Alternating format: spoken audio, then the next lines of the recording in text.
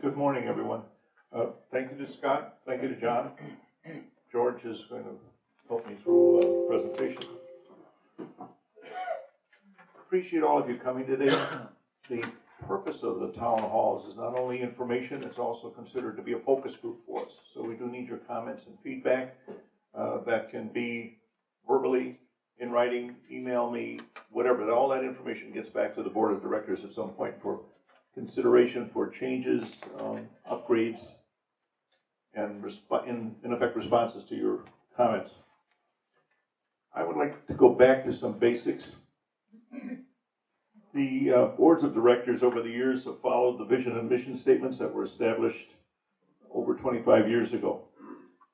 They're very telling, particularly to this board and how we operate as this responsibility for the COA. The vision reads, we envision a community of neighbors working together to achieve a higher quality of life and increasing property values. We envision a neighborhood that is considered by residents and non-residents alike to be a desirable place to live and enjoy the benefits of family, friends, and community. Our mission is to enhance the quality of life in our neighborhood through the enforcement of rules and regulations and support of the initiatives that strengthen bonds among residents and investment in capital improvements that benefit the greater good to ensure our capital values. A little background history to share. We found that the clubhouse was built, our clubhouse was built as an office and storage facility to service Club 1, the first three buildings that were built back in the very early 90s. They had, the intention was to provide a pool, minimal meeting and social space. The original condo buyers, with their purchase, had a membership in the Miramar Beach Club, this facility, which was to be used also as the area social center, servicing all 12 buildings, eventually. Miramar ran into some legal issues where you had ownership or membership through your purchase of a condo. That ended, and the facility no longer serviced the 12 buildings. You had to join or have joined previously as a member. In April 2013, the COA Board of Directors began a discussion of the condition of the clubhouse and the repairs needed due to aging and general deterioration of the facility. We also found that obviously there was an inadequate office and storage facility for the 12 buildings. 3 years later, the board addressed this issue again with a little more vigor than we did 3 years earlier. Today, if we started from scratch and did not have a facility, and our clubhouse was being designed to service 600 people, 600 plus, how would the facility look today? How would it be designed? What would the services be that would be offered? I think if you look at the pictures closely, you'll find that that's what we're presenting today is what would be built today, given the opportunity to do that, to service all of the owners.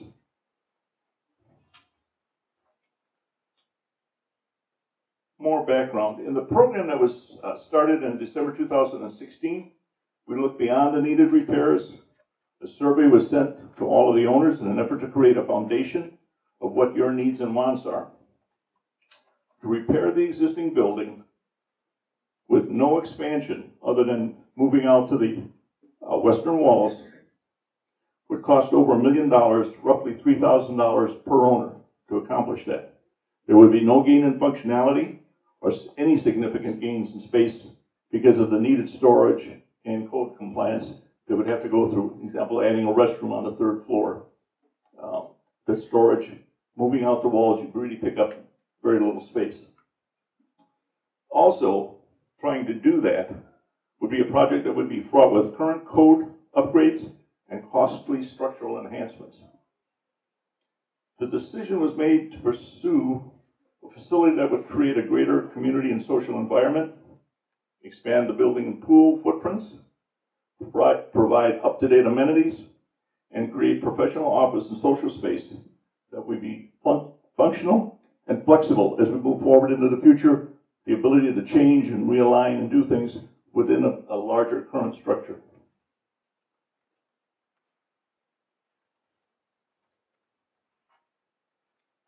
As Terry mentioned, Cindy Carroll had this presentation 2 weeks ago, and it was in this building. Her reference was a high-quality facility ensures that you keep pace with the competition, and buyers are put off if the quality of the facility is not maintained. We'll get into some statistics a little later. We have already spent about $70,000 in preparing for this project of this scope. Any hours spent pursuing any other project would be counterproductive. The board proceeded with this as the best option and proceeded with the decision believing this to be the maximum benefit to all of the owners. As to be expected with a community of over 600 people, rumors abound based on partial facts, fears, and speculation. The fact is, we have no unresolved issues. The FEMA floodplain rating has been upgraded, as mentioned. There is no parking required by the county, and there is no plan to build parking. The COA does not own the 2 parking areas, the reserved parking that are in question. That is not a decision of the COA board, from what we understand. We visited with the attorney yesterday. He said that is not what is being proposed. You are proposing this particular plan. Parking should not be an issue. We will address that in the documents that you will receive with the voting, with the ballot, but that is not a COA issue. In terms of size and concerns about availability of parking, the usage will be restricted based on function and size and group size. The board has the authority to do that, so we would limit the number of people using the function for whatever reason. We had, I'm sure some of you were at the window presentation the other day. We had 65 people in that crammed into our current space. I don't know that there was any parking issue at that point. Most people walked. In early December 2017, we engaged 2 well-known, respected local architects, John and Scott, to assist us in the evaluation and design of the facility. In addition to fixing our problems, they were there to establish a community activity center to maintain our status and comparability to high-end surrounding communities. The board believes the architect's designs include the components to accomplish this and believes that the project is worthy of strong acclaim. In meetings with Collier County, they have been supportive and helpful in our process. Though working with the rules and regulations and codes, the process has been somewhat slow. In talking to the people personally, they are really supportive of the project. They've cooperated to every extent possible. And we found it's a pretty good group to work with, contrary to what you might read in the local papers.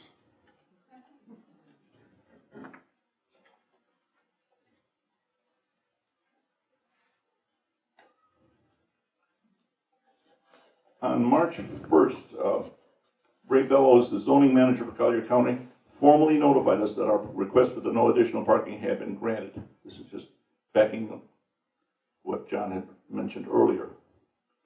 FEMA also was in the same county building, was likewise open to our proposals.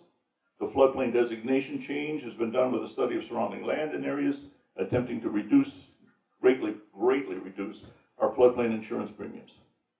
The study has given impetus to our building plans. We were told that we had a high probability of success in that application, and we proceeded on that basis. We're able to provide full restroom facilities on the ground level and have fewer restrictions on other ground level improvements. The flood insurance savings to each owner, depending on your club, because 2 of the buildings have been previously approved, the current savings would be anywhere from $1,000 to $2,000 every year going forward, assuming that the insurance quotes hold consistent and the analysis is the same from the insurance companies. Our insurance broker had indicated that the annual reduction in insurance for the entire association should be around $594,000, again, subject to annual premium reviews. Our COA board and club presidents met with our attorney yesterday to finalize and to get some direction on the proxy document. We also review the assessment options.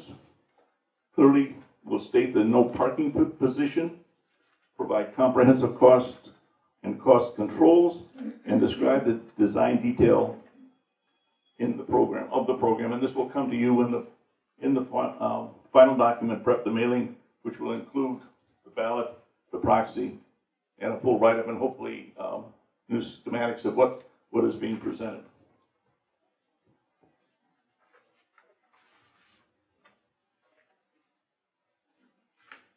Costs and funding. You have, I'm not going to walk through the entire packet. You have in the materials some facts, frequently asked questions that have come from the owners, have been put together. We have some people didn't get, if you raise your hand, I'll try and get them. There are some other sheets that are a little dated, and two of those sheets are what we'll talk about next. The cost analysis that is presented, we had, John Cook had made arrangements, was it John?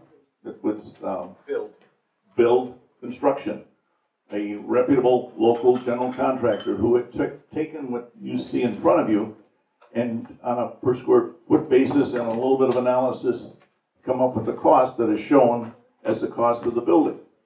Scott had taken his drawings and through past experience, put some numbers behind those. Those are the top two numbers on the page. Going back to Scott McConnelly at Build, he had taken the two projections, estimates, eliminated the overlaps, so that number came out, and what you see there is what we consider a very strong and reasonable estimate of what the construction of the pool and the clubhouse would cost. The estimates that are shown for the design for the two architects, those numbers are shown. The following numbers, for the most part, are reasonable estimates and components of what we think the program would cost. There are a few, as I mentioned, there are a few changes, minor, on this report as it appears in your packet. The interest cost is also a pretty solid number based on the assessment procedure that we are recommending. We think that that is also a fair number. So we come up with a $3.8 million total projected cost for the project. Walking through the assessment, after a conversation with the attorney yesterday and visiting with the board members that were at the meeting, we realigned the assessment to a much simpler format, we believe. Upon approval, the first quarter billing after the approval date would be a $3,000 one-time payment from all owners. Subsequent to that, and for the next 18 quarters, there would be a $400 assessment that would be included in the normal quarterly billing that you receive. It would not be a separate assessment. There are a number of factors that this provides. Because it is part of the regular assessment, if you sell your unit, the assessment just carries forward to the purchaser or to the buyer. So you would not, there's no payment as you exit the campus. That's my computer, sorry, my laptop. What this provides for, the $3,000 gives us the ability to fund the construction early on and takes us about halfway through the cost, the initial cost of the program. The interest calculation that was used is based on this formula, where we get the $3,000 and then the $400 a quarter. And we can talk about that if you'd like in a little more detail, but that's the basic program and seems to work very, very effectively. Because of some restrictions by our accountant and a little bit of the way the statute works, there is no early payment, prepayment provision. We're going to pursue that a little further, but at this point, that's the program across the board.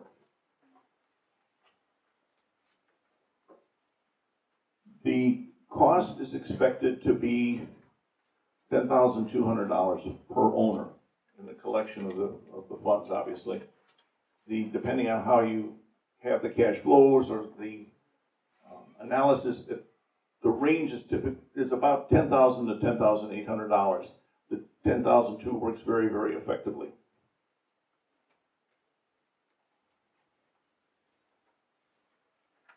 The last really key number is the ongoing impact of the quarterly operating budget on the budget and on the reserve calculation. That's estimated to be about $60 per quarter per owner. Provides us $85,000 annually to cover expanded costs and maintenance and reserves on the facility.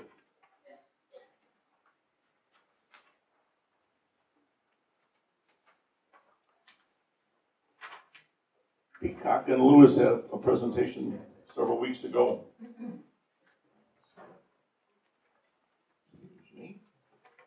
And their local architect and planner. This was a general presentation that dealt with their observations on what is happening in the local market. The status quo, as they put it, is no longer acceptable.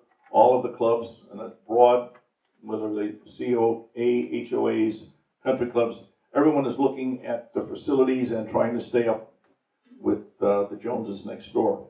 Current trends include outdoor patios, covered patios, fitness centers and spas, aquatic complexes, and theaters.